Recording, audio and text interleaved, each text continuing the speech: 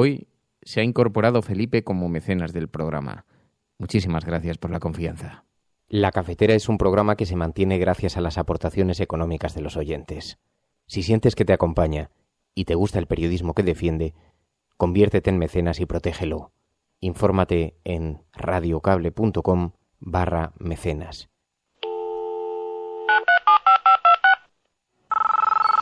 Iñaki Gabilondo. Son las 8:30 de la mañana. Las 7:30 en la Casa Museo de José Saramago, en Tías, Lanzarote. Buenos días, mundo. ¿Quieres un café?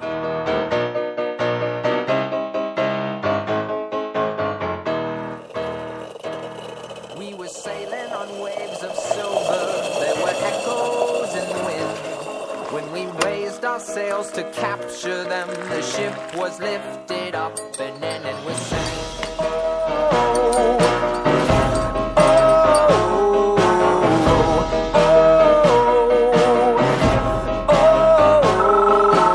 La Cafetera de radiocable.com. Dirige Fernando Berlín. They play silver melodies and the kings and queens all write their dreams on silver pages we would read and we sing.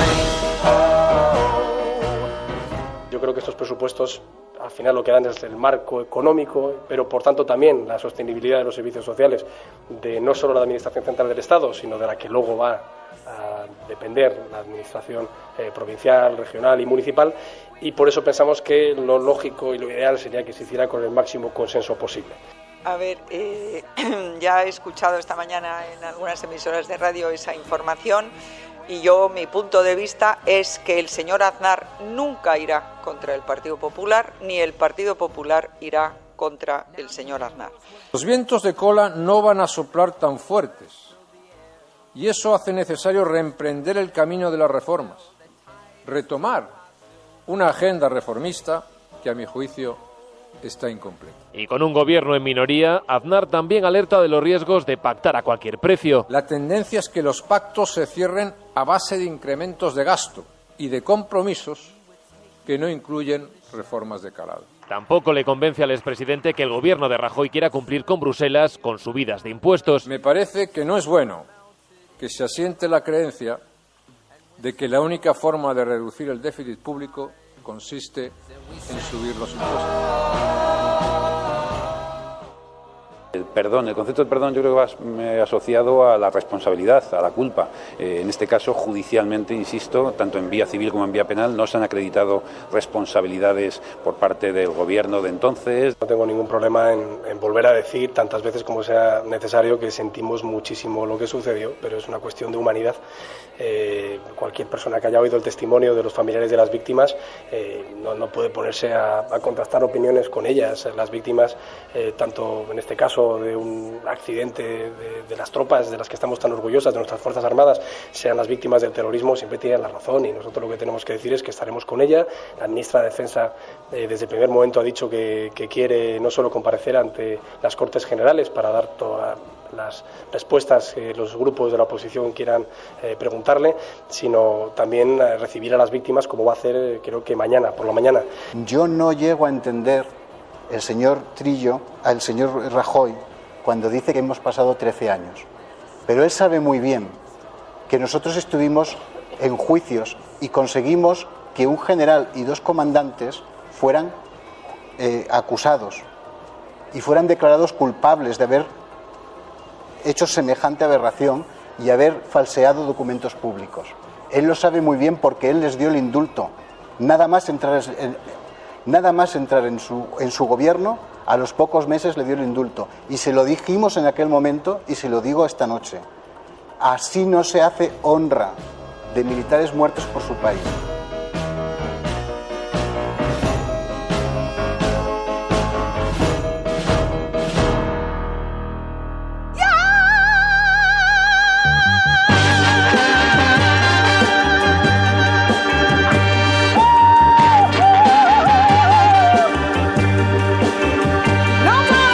Saludos, muy buenos días, bienvenidos a La Cafetera una mañana más, a este espacio en el que nos juntamos los proscritos en los límites de Sherwood. Muy buenos días a todos los que se incorporan en directo al programa, también en diferido, también a nuestros expatriados. Buenos días, David Sánchez, Galgo Callejero, Ángel García, Marcados, Espeonza, Vicente Arias, Araiz.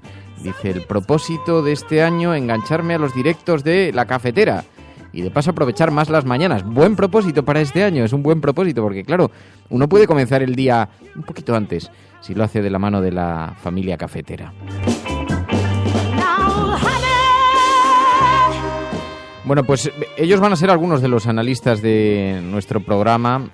Dice Rodriceta que hoy es su primer programa en directo del año, que le produce una cierta emoción. Bueno, pues en eso consiste el programa. Pero digo, van a ser nuestros analistas, van a ser quienes nos ayuden a tratar de entender, de explicar un poquito mejor la realidad española, la actualidad de este mundo tan complicado, tan cambiante, tan complejo, que nos ha pillado a contrapié y que está cambiando a grandísima velocidad a nuestro alrededor. Así que vamos a necesitar de la mirada de muchos de vosotros, Mediterránea, Jaime, Elena Noruega, Arturo, Elirra, María Ángeles Rodríguez, en fin, tantas y tantas personas que se incorporan y que nos ayudan a comprenderlo mejor y que con quien vamos a utilizar un hashtag hoy, un hashtag diseñado por el grupo Hashtag, concretamente por Enar H, que vamos a utilizar hoy para comentar el programa, para dialogar, para participar en este gran club de diálogo, de conversación, en este gran club de debate que se genera cada mañana en el programa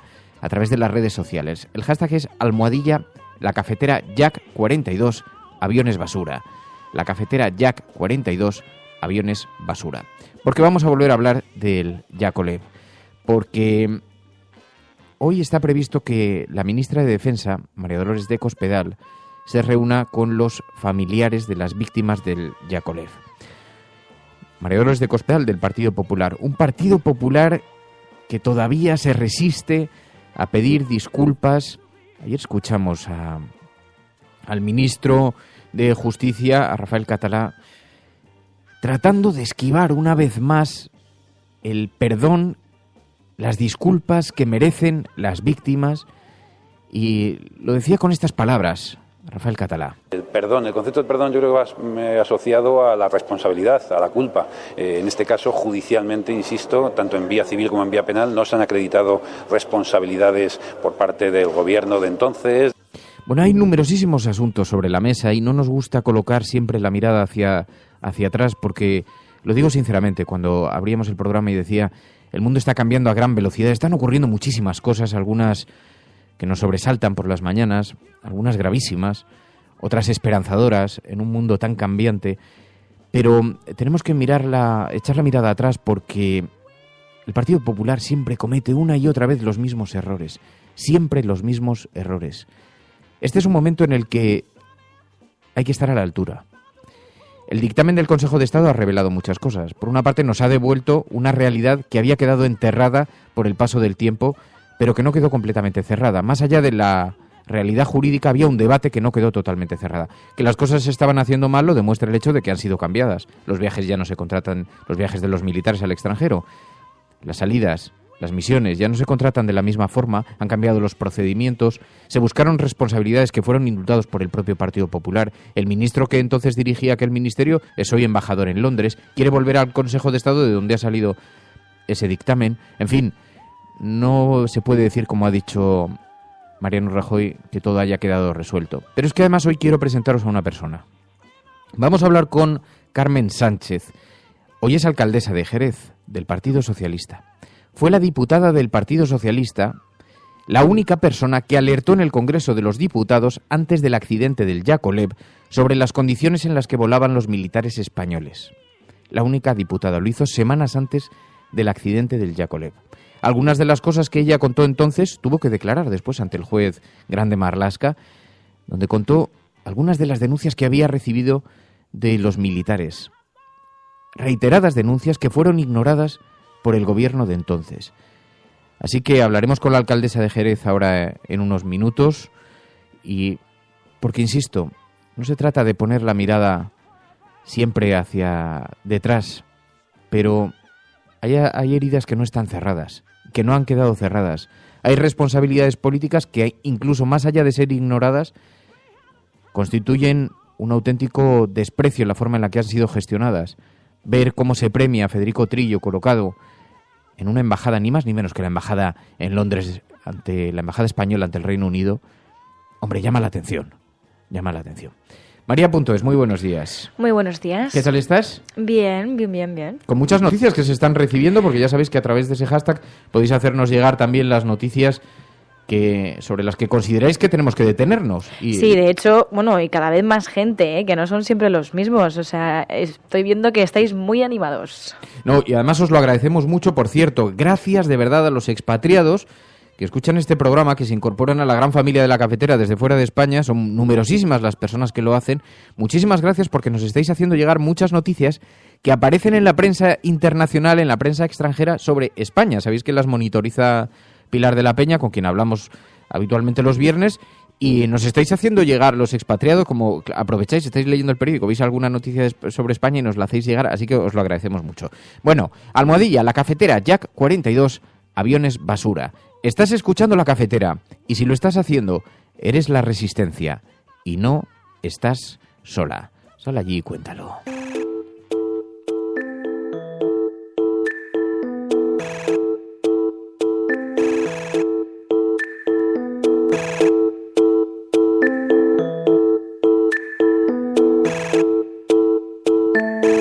Tu colaboración es importante. Ayúdanos retuiteando la dirección de este programa. Hagamos que se nos oiga. Hagamos que se nos conozca. Radiocable.com.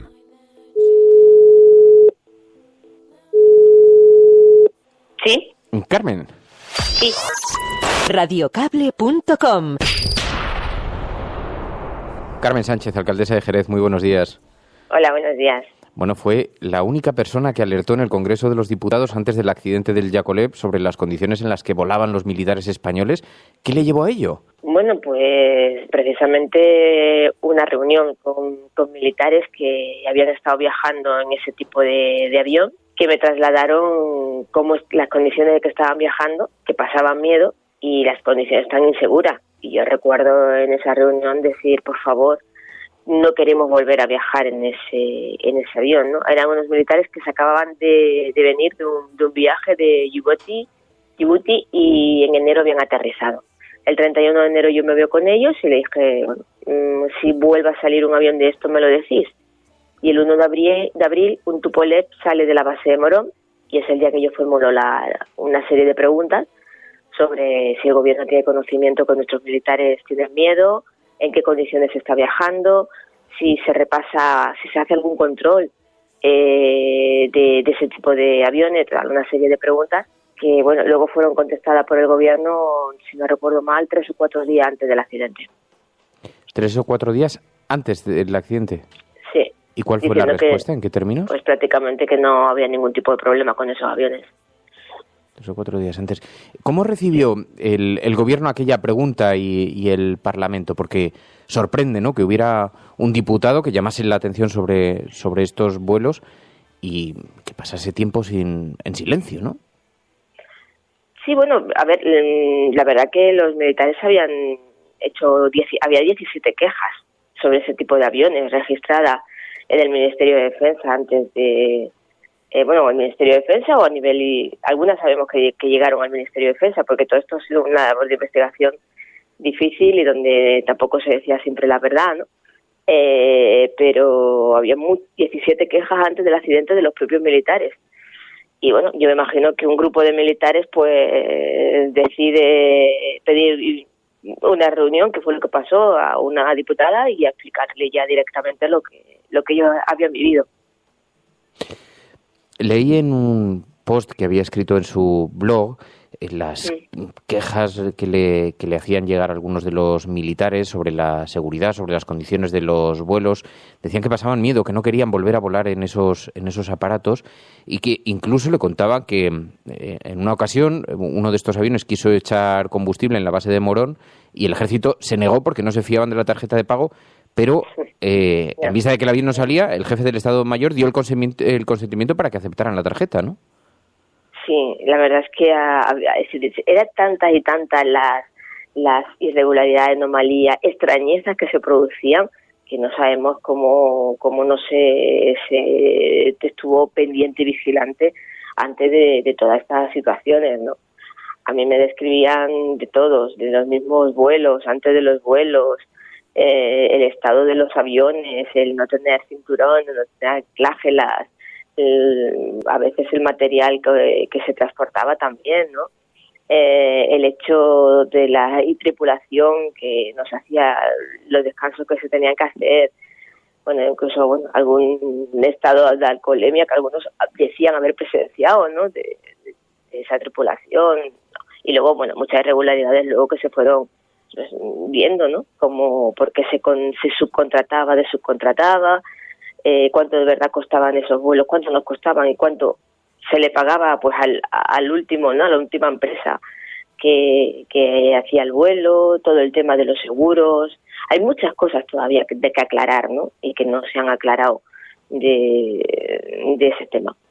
Me impresionó mucho que los propios militares, sabiendo que iban a volver a nuestro país y conociendo el avión que les iba a traer a casa, sacaban de internet las estadísticas de los accidentes que habían tenido esos aviones y las colgaban en el tablón de anuncios con frases como ¿por qué tenemos que viajar en esos aviones?, ¿no? Así que era bastante patente entre los propios militares y desde hacía tiempo. Claro, si sabes la extrañeza, ¿no? Es decir, es que se había cogido ya muchos vuelos, tanto de Yacolet, Tupolev, otro tipo también de avión, y habían viajado muchos militares en esos aviones como para decir, y se han viajado porque cuando pasas verdaderamente miedo y está en peligro tu vida y tu seguridad, pues claro que te quejas, aunque fueran muy, digamos, estanco las quejas dentro del Ministerio de Defensa o dentro del Ejército, ¿no? Pero claro que lo hacían y lo comunicaban a sus familiares no les extrañaban, porque quienes habían viajado sabían ya las condiciones, ¿no? Por tanto, ahí hubo una falta de vigilancia muy importante. ¿Con el ministro Trillo tuviste ocasión de hablar en algún momento tras todo esto? Con el ministro Trillo tuve unas sesiones de control bastante históricas en referencia a estos temas, sí. Porque, bueno, después de todo esto, lógicamente, yo fui la que lo reprobé. Yo quiero decir que es el único diputado y exministro que ha sido reprobado por un Congreso.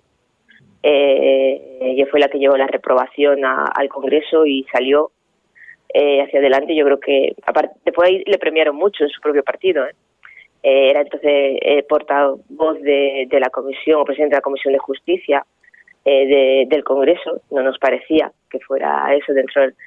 luego, bueno, pues ya sabemos que fue nombrado embajador, todo este tema, pero ha sido la única persona, es decir, que ya ha habido advertencias, ¿no? Y que ya ha habido una reprobación a un diputado, que eso no se ha pasado nunca en el Congreso. Las comparecencias, todo el tema del Ya 42 del Grupo Parlamentario Socialista, pues lo estuve llevando yo, lógicamente tuvimos que hacer mucha investigación. Yo quiero agradecer a las familias que también aportaran mucho, porque ellos se convirtieron lógicamente en querer saber la verdad, en aportar muchas cosas, y también es verdad que había muchos periodistas que le atrayó mucho el tema y que también hicieron mucho por ir conociendo poco a poco la verdad. La verdad se conoció antes a nivel en ese digamos estamento, antes que luego afloraran muchas más cosas públicas. Después declaraste ante el juez grande Marlaska. Aquella sesión, ¿cómo fue? Bueno, pues dije toda la verdad de todo lo que como había pasado y la verdad de toda la investigación. Porque creo que el defensor de los acusados llegó a preguntar por qué no hizo usted nada más que una pregunta parlamentaria, ¿no? Sí. Lo cual era una absoluta ironía. Bueno, ya ves. A ver qué va a hacer. Bueno, porque además hice la pregunta el 1 de abril. Bueno, uno de los aviones salieron, ¿no? Es decir, no salió ninguno más hasta que contestó el ministerio que todo estaba bien y todo estaba perfecto.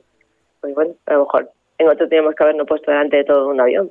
Pero bueno, tú también tienes que contrarrestar y corroborar que lo que te están diciendo esos militares, pues tiene conocimiento el ministerio y es el ministerio el que tiene que hacer las cosas. Para eso contrató esos aviones, ¿no? Y no quiero decir nada luego, pues el calvario. Yo le puedo decir que a los 3 días de enterrarse las víctimas, recibe una llamada en el Congreso de los Diputados y me habla de que es el hermano de uno de los fallecidos me da las gracias por la pregunta, todo ese tema, y me dice, yo no he enterrado a mi hermano. Digo, ¿cómo? Dice que no, que yo no he enterrado a mi hermano. Y bueno, me quedé, era 3 días, yo no. Así que ellos eran conscientes ya en aquel momento. Muchos ya eran conscientes, sí, fíjate que fue un tema que salió pues como un año por ahí después, ¿no? Que empezaron ya que corroboraron cuando fueron al homenaje, al viaje a Turquía y todas esas cosas, pero bueno, ¿Qué le parece la postura del Partido Popular? Dice Catalá, el ministro de Justicia, que el perdón supone admitir una cierta culpabilidad, que ellos no la tienen. Bueno, yo creo que hay pruebas notorias de que esa gestión se hizo totalmente mal. 2 cosas. Primero, que no hubo ninguna vigilancia ante el accidente, ningún control. Y luego después ha habido todo tipo de engaños, de negligencia para querer tapar una gestión absolutamente desastrosa.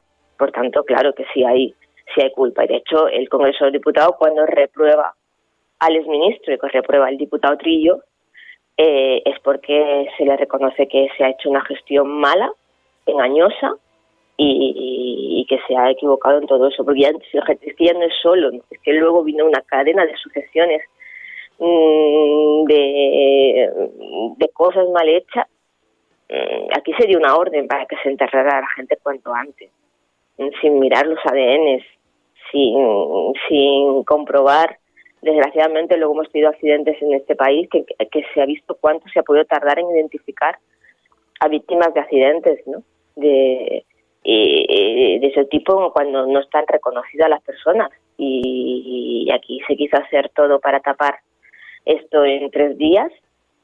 Y bueno, yo me imagino que el Partido Popular pues no era solo Trillo el que conocía y el que da esas órdenes, sino que era más arriba, y me imagino que no sé, que se sentirán en ese sentido pues que le deben algo. Carmen Sánchez, la única persona que alertó en el Congreso de los Diputados antes del accidente del Yakolev sobre estas condiciones en las que volaban los militares españoles. Carmen Sánchez, del Partido Socialista, hoy alcaldesa de Jerez. Muchísimas gracias por atender esta llamada, gracias. Carmen. Muy buenos días y mucha suerte. Muchas gracias. Radiocable.com.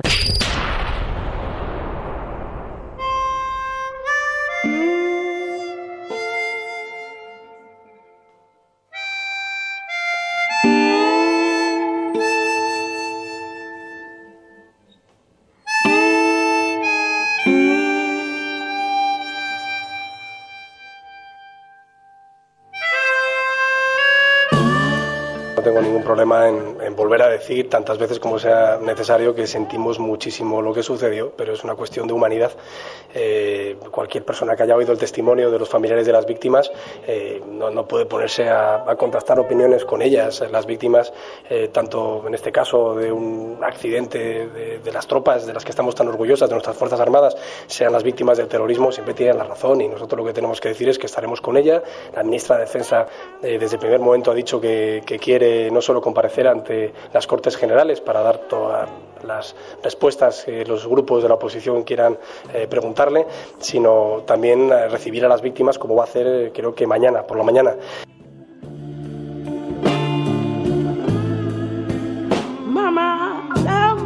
El concepto de perdón yo creo que va asociado a la responsabilidad, a la culpa. En este caso, judicialmente, insisto, tanto en vía civil como en vía penal, no se han acreditado responsabilidades por parte del gobierno de entonces. No lo he visto el Consejo de Estado, no sé, ha sacado un dictamen sobre eso, no lo he visto. Pero yo creo que eso ya está sustanciado judicialmente, lo que había que sustanciar, ¿no? Ya ocurrió hace muchísimos años. Para que lo entiendan bien, ¿qué aviones usaban? En un viaje, la puerta no ajustaba bien, y usted sabe que es importante que una puerta en un avión ajuste cuando ha de volar a 10.000 metros de altura. Pues ¿sabe usted cómo sellaron la puerta que no cerraba bien? Echándole agua con una botella de agua mineral, porque así el agua se solidificaba por el frío y ya no entraba la presión exterior. Claro, el peligro es que al solidificar el agua también aumentaba de volumen y pudo hacer saltar aquella puerta. Sí. Mire, la indignidad que supone decir viva España mientras mueren los españoles por falta de atención y de diligencia Es algo que debemos remediar.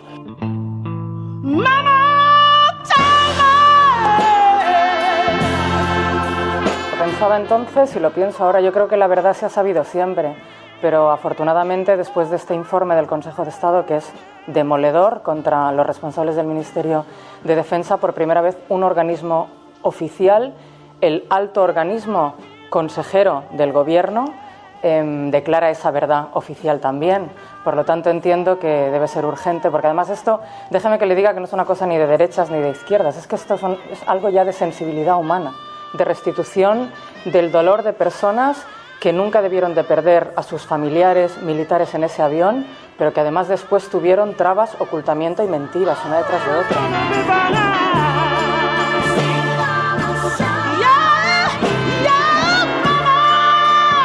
Yo no llego a entender el señor Trillo, al señor Rajoy, cuando dice que hemos pasado 13 años. Pero él sabe muy bien que nosotros estuvimos en juicios y conseguimos que un general y 2 comandantes fueran acusados y fueran declarados culpables de haber hecho semejante aberración y haber falseado documentos públicos. Él lo sabe muy bien porque él les dio el indulto. Nada más entrar en su gobierno, a los pocos meses le dio el indulto. Y se lo dijimos en aquel momento y se lo digo esta noche. Así no se hace honra de militares muertos por su país.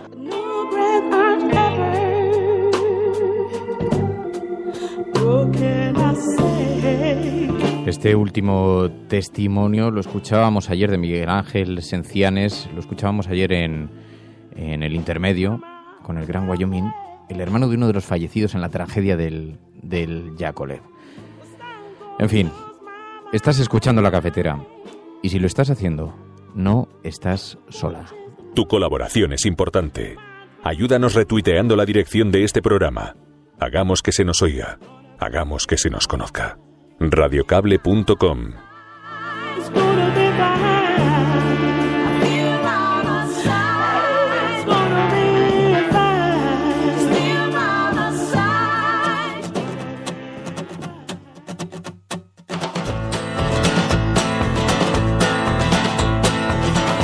Mark the devil by a stone and the rock we sure 627-002-002, el WhatsApp del programa donde podéis enviar notas de audio, ya sabéis, unos 30 segundos para que pasemos a comentarlas aquí, unos 30 segundos con un pequeño titular en texto para que podamos organizar también los temas. 627-002-002.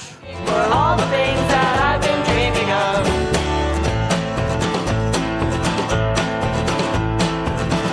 Every penny that I've earned got me this inch of land, and every rock is back of dirt has my name in the book.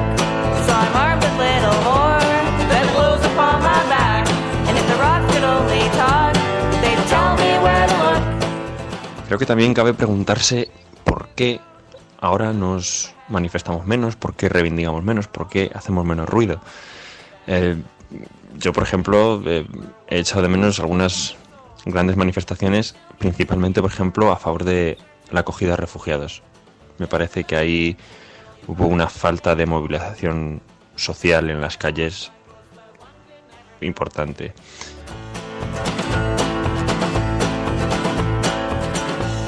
No, en ese caso, desde luego, ha sido uno de los asuntos más flagrantes, ¿no?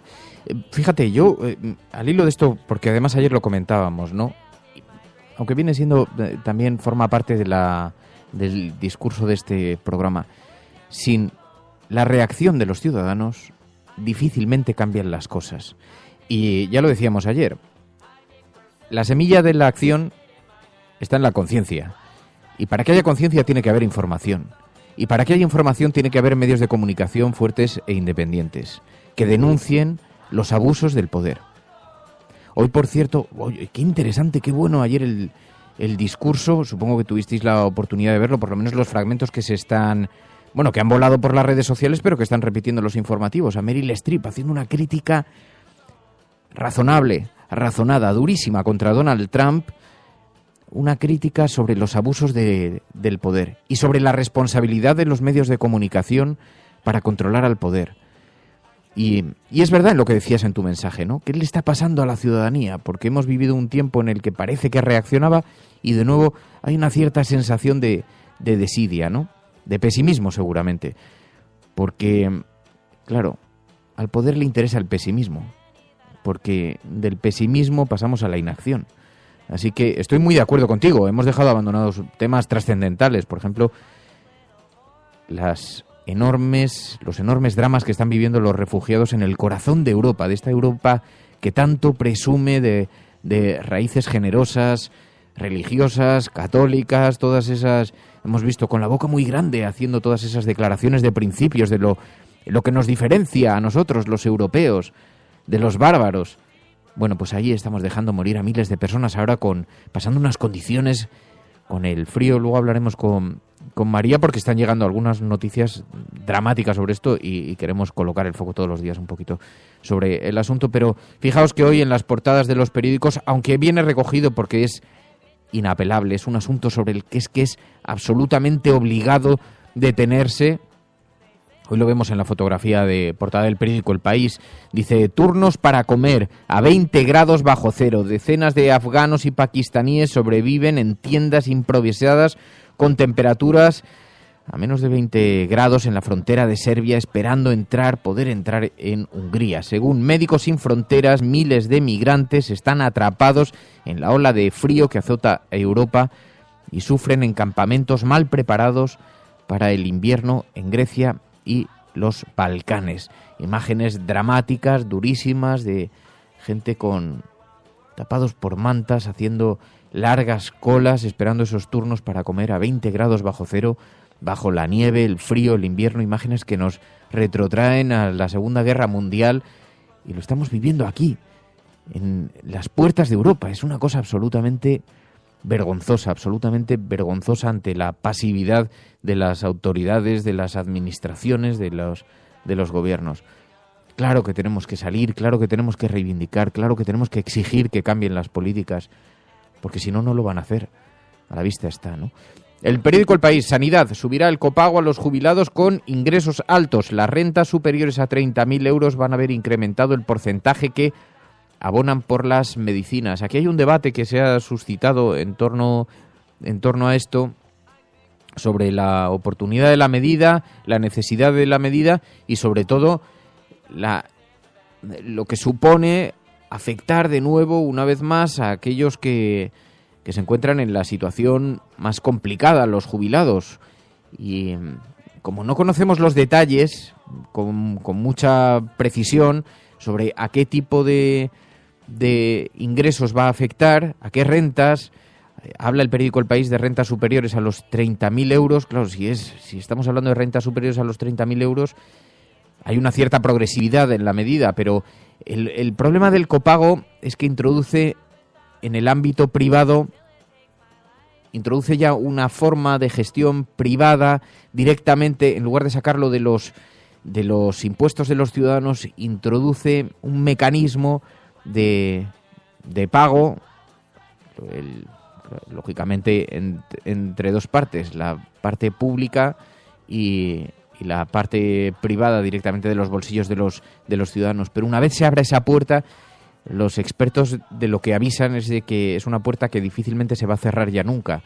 Es la manera en la que los ciudadanos entiendan que tienen que abonar parte de los medicamentos que por otra parte ya habían abonado pagando su seguridad social durante todos sus años de cotización. Así que, más allá de que se aplique sobre los jubilados, que es un debate dependiendo también de a qué ingresos, a qué renta se refiere, el problema es el concepto en sí de la cuestión del copago. De todas formas, ya lo dije ayer en televisión, porque es una noticia que nos pilló de última hora, un anuncio que hizo la ministra en Radio Nacional de España, en el Canal 4 de Radio Nacional, en Cataluña, y hizo un anuncio precipitado del que no se conocen prácticamente los detalles, y ya lo dije ayer, sin tener los datos sobre la mesa, opinar sobre esto es un auténtico despropósito, pero el problema en sí es el mecanismo, ¿no?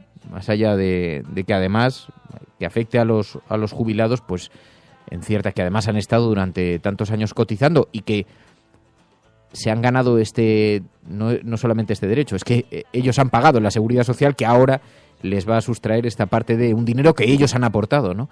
Entonces tiene ahí una lectura que es complicada, pero bueno, hay que ver cuáles son los detalles de este plan. Hoy, en todo caso, lo lleva el periódico El País en su portada, lo lleva el periódico La Vanguardia también. Sanidad subirá el copago a los jubilados con más ingresos, dice La Vanguardia.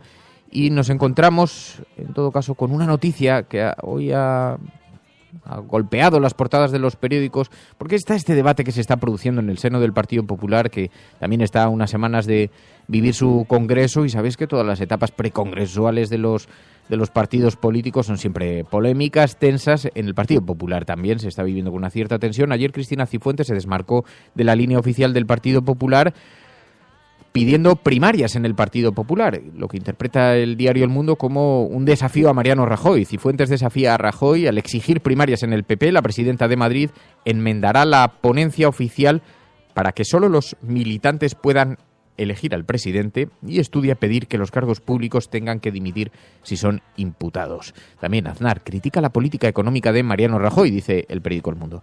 Bueno, respecto a lo de Cristina Cifuentes y la de las primarias en el Partido Popular, quienes hemos seguido anteriores congresos del Partido Popular, estamos acostumbrados a que este debate se tenga con una cierta recurrencia. Ya se tuvo en el anterior congreso, ya lo escuchamos, ya había militantes, además, incluso en el seno del Partido Popular, que hablaban de la necesidad de introducir primarias, mecanismos de participación de la militancia para elegir a los líderes. Por cierto, que es una prerrogativa constitucional, que los partidos tiendan cada vez más sean cada vez más democráticos, a su democratización.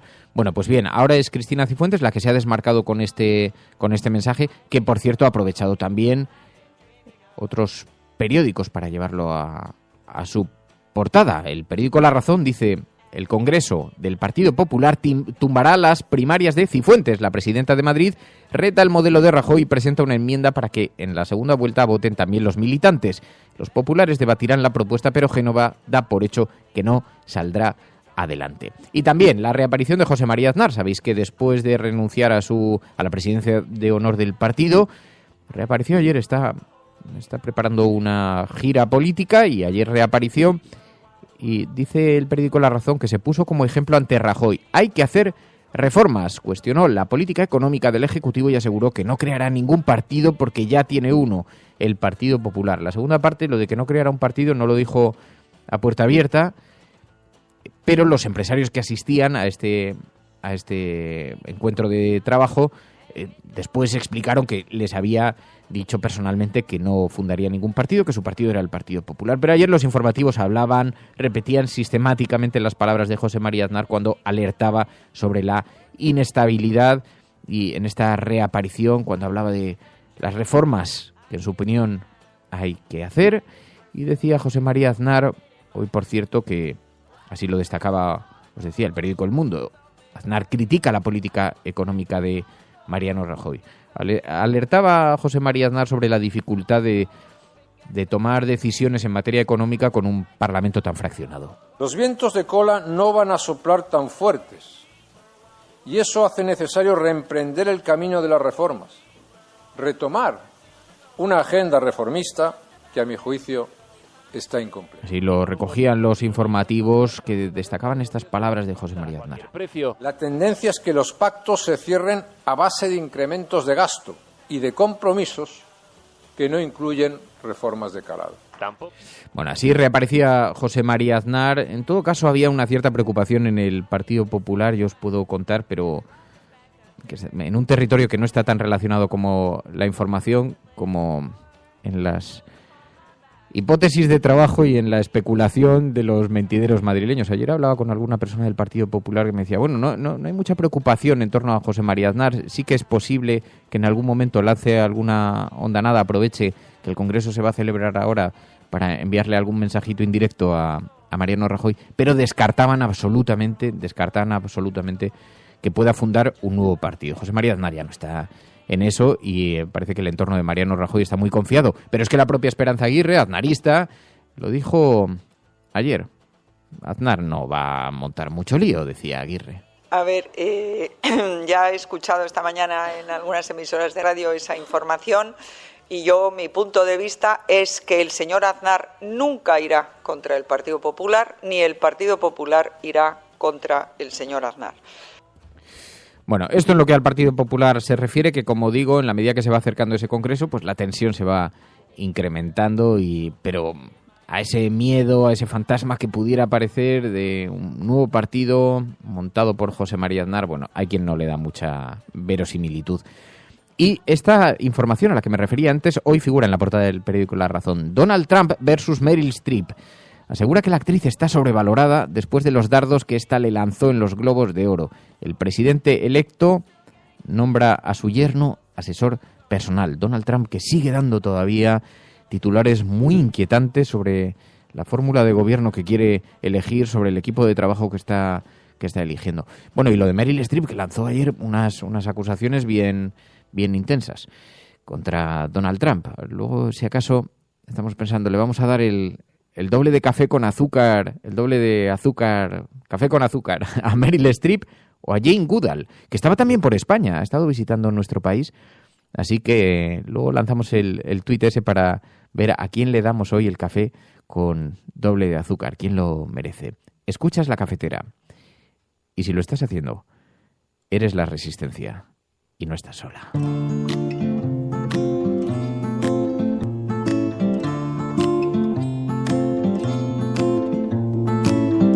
Take a walk with me to where you wanna be.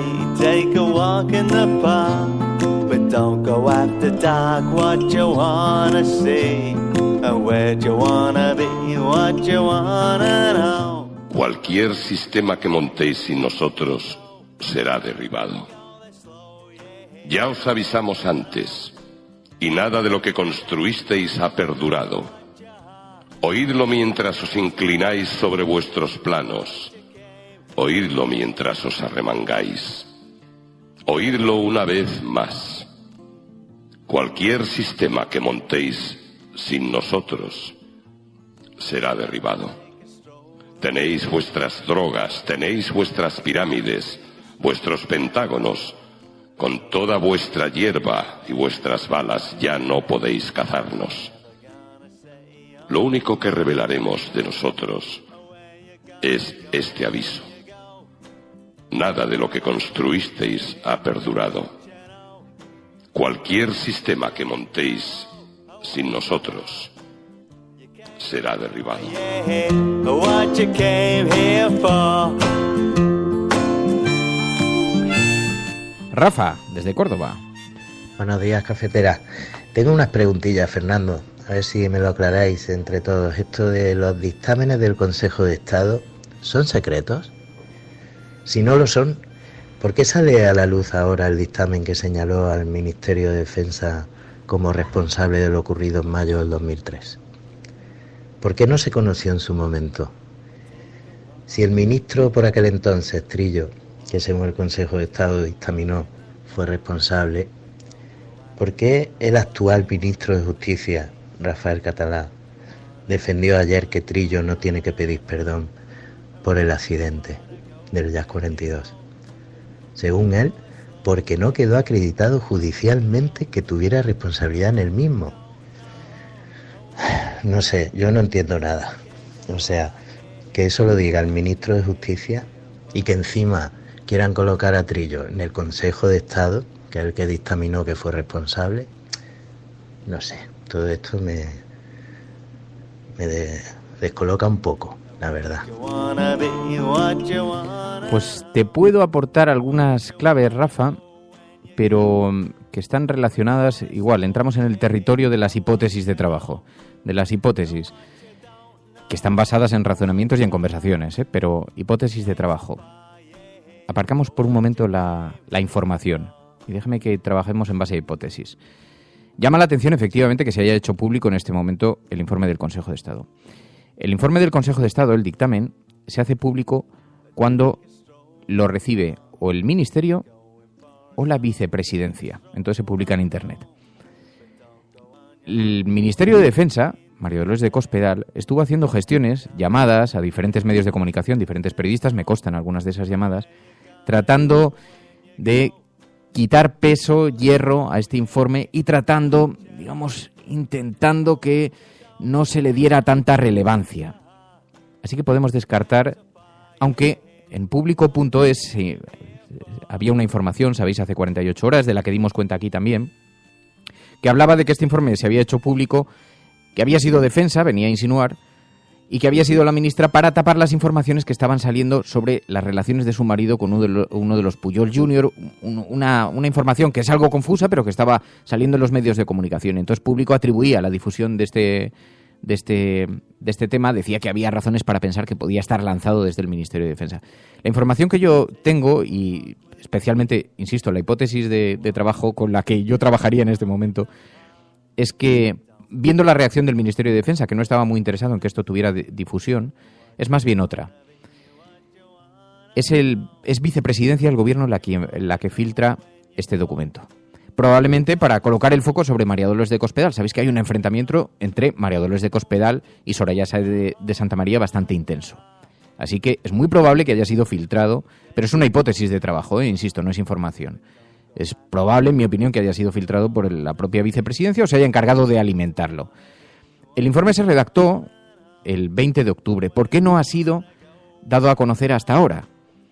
Llama la atención que el informe haya sido firmado de forma unánime por todos los miembros de ese Consejo de Estado, que el dictamen haya sido firmado por todos. Lo cual algunas personas, con una proximidad al Partido Popular muy intensa, atribuyen a una intencionalidad del propio Consejo de Estado para frenar las aspiraciones de Federico Trillo a presidir ese Consejo de Estado. Porque si no, es raro que de forma tan unánime todos firmen un dictamen que sabían. Recordad quién preside actualmente el Consejo de Estado. Alguien que tiene, en fin, una ascendencia sobre Mariano Rajoy, línea directa, que además ha sido un peso pesado del Partido Popular.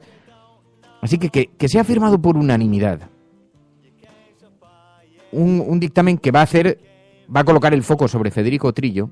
Lo que me decían es que lo atribuyen a que el propio Consejo de Estado estaba tratando de evitar que Federico Trillo lo presidiera, por desencuentros, por diferencias, por las razones que sean. Porque es verdad que el redactor de ese informe, el redactor inicial, es un antiguo miembro del Partido Socialista, pero está firmado por unanimidad por todos los miembros del Consejo de Estado, ¿no? Así que, en fin, a mí lo que me dicen es fabricado con la intención, o firmado, consignado con la intención de frenar las aspiraciones de Federico Trillo, pero filtrado por vicepresidencia del Gobierno con la intención de colocar el foco sobre María Dolores de Cospedal. E insisto que es una hipótesis de trabajo, no es información.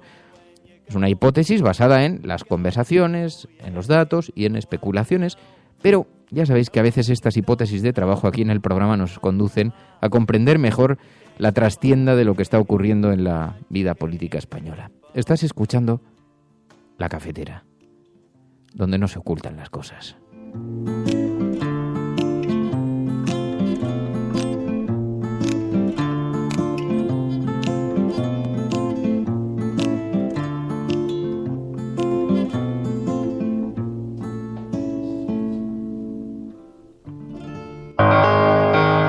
Cuando nosotros decimos que vamos a bajar los impuestos todavía más que ahora, tenemos credibilidad. Hemos hecho historia.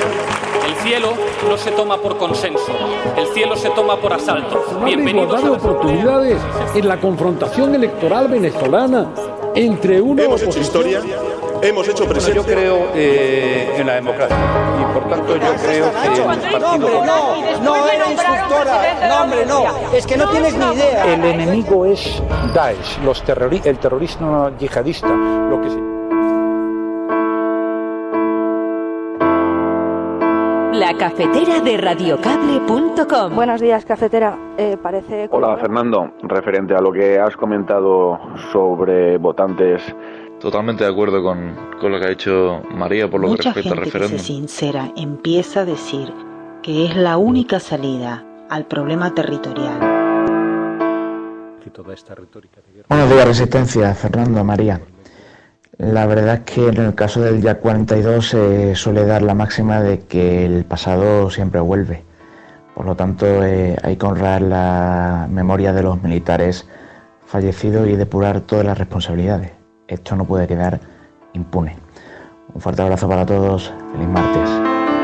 Sí, además, Ángel, ¿sabes qué pasa? Que, lo decía antes, hay muy pocas ocasiones en la vida de una persona en la que puedas estar a la altura, en la que tengas la oportunidad de estar a la altura.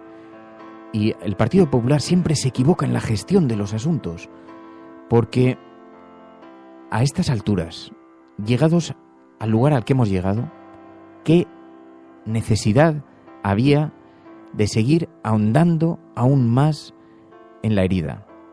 Porque ha sido el Partido Popular, porque cuando el Partido Popular, en boca de Mariano Rajoy, da la espalda al dictamen del Consejo de Estado, en lugar de salir y decir, mire, pedimos disculpas una vez, pedimos disculpas 2, pediremos disculpas 3, pediremos disculpas 4, todas las veces que sean necesarias, porque esas familias han perdido hijos, padres, hermanos.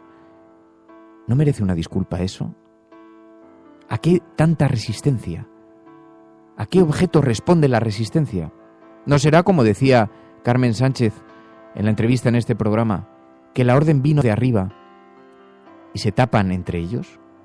¿No será entonces que lo que está revelando es todo aquello que se hizo, cómo se hizo y por qué se hizo?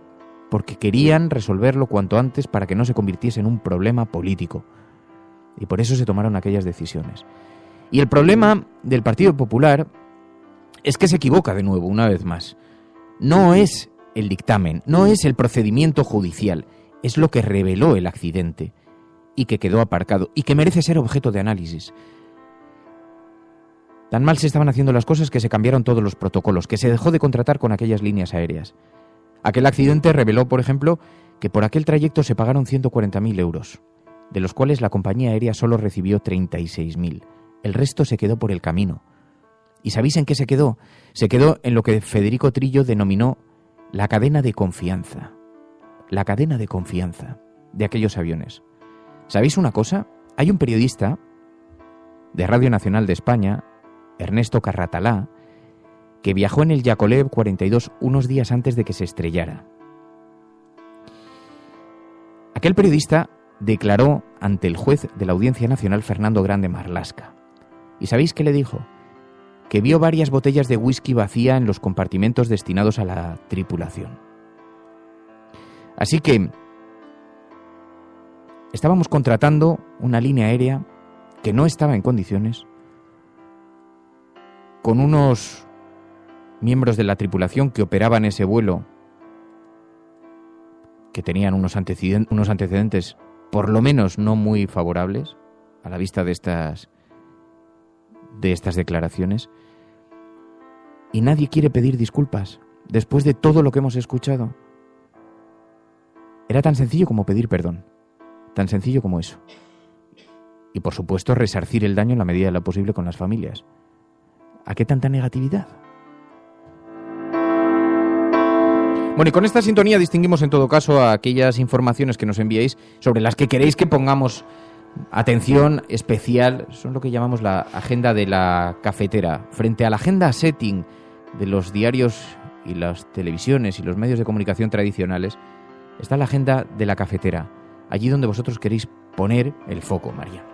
Sí, de hecho, empezamos con Caque Rodríguez, que nos recuerda que Madrid no es el único sitio en el que hay contaminación en toda España, y nos envía una noticia de que el Principado de Asturias está en alerta por alta contaminación. Esta noticia la ha compartido Equo, y resulta que la suma de los gases que expulsan las industrias y los que expulsan los coches convierten en la zona de Asturias en un lugar que poco tiene que ver con la idea de paraíso natural, justamente asociado a Asturias. Y sobre esto mismo, sobre las posibles consecuencias también de la contaminación y los posibles orígenes, nos habla Mía Salazar, que habla de reducir el consumo de carne para reducir las emisiones. Esto además lo cuenta el diario británico Independent, que habla sobre la necesidad de que la población reduzca el consumo de carne para reducir eso mismo, las emisiones, y además también evitar millones de muertes en todo el mundo. Si nos vamos a Algeciras y a Tarifa, Ángel Trianero nos dice masificación, barrotes y letrinas con un agujero en el suelo. Así son los CIE de Algeciras y Tarifa. Una jueza ha denunciado condiciones propias de un régimen carcelario en estos CIEs de Algeciras y Tarifa, y dice, el auto recoge que los centros tienen mamparas de cristal y hierro, rejas, letrinas, patios claustrofóbicos, absoluta masificación, así como inexistencia de luz natural o habitaciones cerradas desde fuera. Y por enlazar una serie de cuestiones, Nacho Blanco y Miguel Gil nos empiezan contando cómo el rey viaja esta semana a Arabia Saudí con la intención de cerrar la venta de 5 corbetas. El objetivo del viaje, explica el diario.es, aplazado en 2 ocasiones, es poner fin a los problemas en la construcción del AVE La Meca-Medina y que los saudíes acepten comprar buques de guerra construidos en Cádiz y en Ferrol. Mientras, como muchos recordáis y como el propio periódico recuerda y como también Galgo Callejero nos recuerda, Arabia Saudí ejecuta un bloqueo naval de Yemen que hace imposible la llegada de alimentos al que era antes de la guerra el país más pobre de Oriente Medio. Si nos vamos a poner el foco a Siria, Álvaro Lucas nos recuerda que este jueves 12 de enero se estrena el documental Nacido en Siria, un documental que creemos que es necesario también para eso mismo, ¿no? Para ponernos en el lugar de a quienes Europa está dejando morir y no les deja llegar en unas condiciones dignas. Desde que comenzara la guerra civil en Siria, unos 4 millones de sirios han tenido que abandonar el país huyendo de la guerra. Más de la mitad de ellos han sido niños y por esto mismo, Nacido en Siria, este documental narra lo que es el periplo de estos refugiados desde el punto de vista de los niños, de cómo sufren ese tipo de abusos de las mafias, las inclemencias del mar, la incertidumbre sobre qué futuro les espera en su lugar de destino, y veremos también que llegar a su destino no es solamente el comienzo de una larga historia y una larga odisea. Para salvar la vida de estas personas, los bomberos sevillanos de la asociación Proem Aid han regresado a Lesbos ante el riesgo de otra crisis de refugiados, y nos lo contaba así Alicia en Marea. Mientras, también otras organizaciones como Prueba Activa o PENAN siguen luchando contra el temporal y contra esta vergüenza europea, que además nos comparte Carmen Quintana, que dice que me expliquen cuándo abandonamos el respeto a los derechos humanos en Europa. Esto es insoportable. Mamen Páez nos dice, vergüenza infinita al ver cómo gobiernos de la Unión Europea no tienen humanidad, y lo califica de globalización de la indiferencia. Y es que tras las fuertes nevadas en las islas griegas de Lesbos y Quíos, donde viven miles de refugiados en tiendas de campaña no acondicionadas, la Comisión Europea responsabiliza a las autoridades griegas de la situación actual por falta de previsión. Esto lo contaba el periódico de Cataluña, y decía que desde la Comisión Europea decían, estamos preparados para dar financiación para la apertura de más centros de acogida. Sin embargo, no parece que la idea sea realojar a este tipo de personas por distintos países de la Unión Europea. Por lo tanto, me pregunto si evitarán las muertes de refugiados, si se les recluye a temperaturas bajo cero en centros de acogida en Grecia, y si se plantea la Unión Europea dar asilo en sus países a estas personas, o por lo que parece, pretenden hacinarlas cada vez más en Grecia y seguir echando balones fuera hasta que, desgraciadamente, puede que sea demasiado tarde. Así no, Europa, así no. We're gonna sing your body. We're gonna shake your body. We're gonna shake your body. We're gonna shake your body. Ringing in the dark. En este tema del Yakolev es que se puede ser responsable y se puede ser culpable.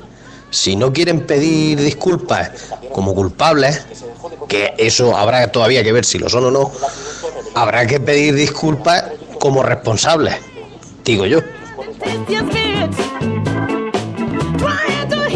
La cafetera, escuchando a Fridonia. Bueno, por cierto, Fridonia, que va a venir el viernes al programa. ¿Sabéis que está ahora mismo en una operación de crowdfunding buscando recursos para su nuevo disco? Tenemos muchas ganas, hemos participado, nosotros también nos hemos sumado al crowdfunding de Fridonia, tenemos muchas ganas, así que le hemos pedido, como forma parte de la vida de este programa, forma parte tan intensa de la vida de este programa, porque pone muchas veces el tono a nuestro enfado, a nuestras reivindicaciones, también a nuestro sosiego en ocasiones, pero con esta voz tan maravillosa, con este sonido tan maravilloso de Fridonia, bueno, les hemos pedido que vengan a inaugurar el estudio 2 de la cafetera. Así que, Mary, van a venir el viernes. Qué bien. Sí, así sí, nos sí. animan un poquito. Vamos a hacer además una iniciativa especial. Se van a venir el jueves por la noche a cenar. Vamos a hacer una cena agradable. Y el viernes por la mañana vendrán a desayunar a la cafetera. De resaca. de resaca, a inaugurar el estudio 2 de la cafetera. Puede ser el sitio podemos hacer idóneo. Una cafetera 24 horas. Empezamos por la noche y seguimos al día siguiente de empalmada. Iba a hacer un chiste, pero no iba a ser bien comprendido. Bueno, un saludo muy especial a aquellas emisoras FM que se desconectan en este momento. Un saludo muy especial para todos sus oyentes. Llegamos a 60 minutos. Sabéis que si tienes una emisora FM comunitaria, local, podéis emitir este programa gratuitamente. Si no tenéis más que dirigiros por email. Bueno, un saludo muy especial. Continuamos para despedirnos como merece.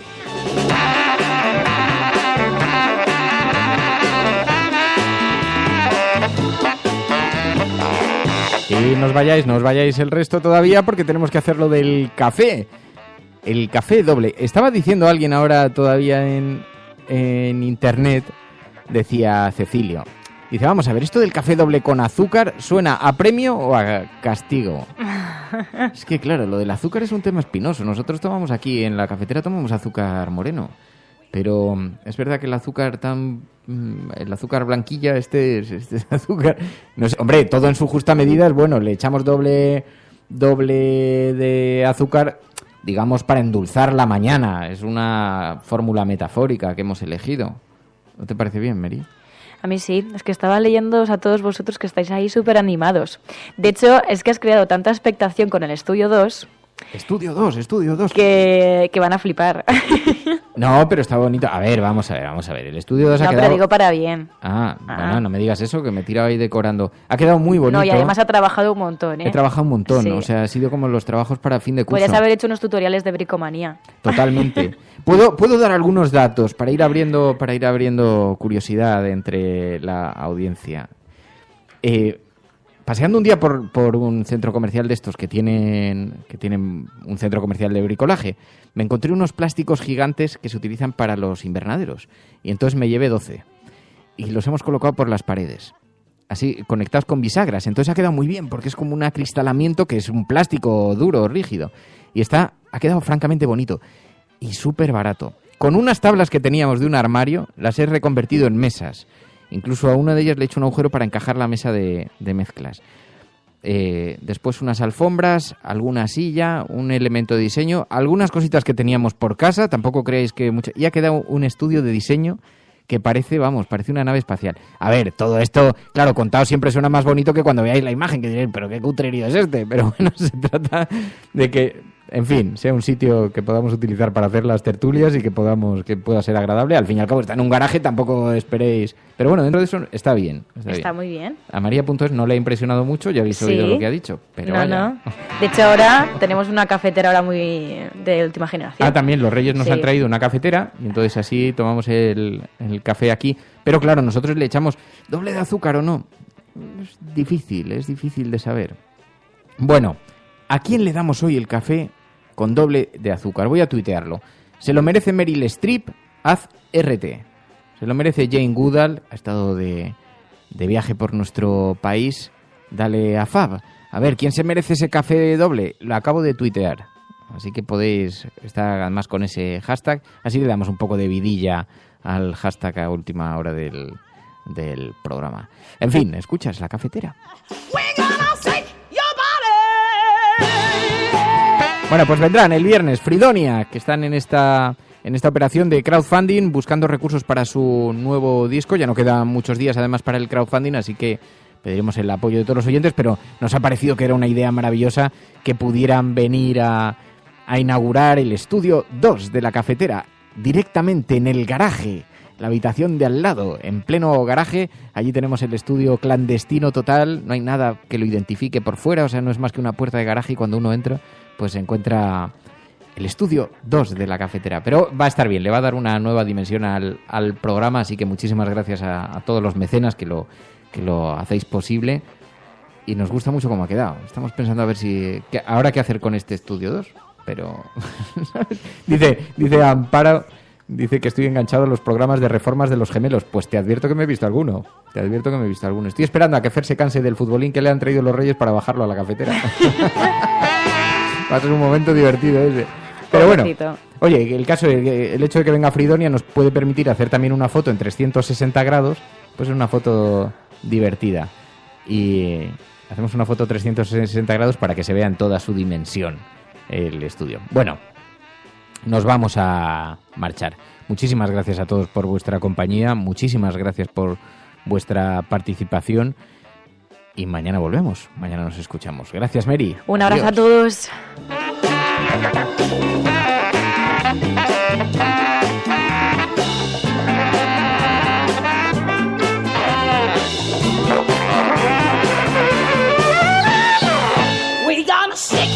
La Cafetera es un programa que se mantiene gracias a las aportaciones económicas de los oyentes. Si sientes que te acompaña y te gusta el periodismo que defiende, conviértete en mecenas y protégelo. Infórmate en radiocable.com/mecenas.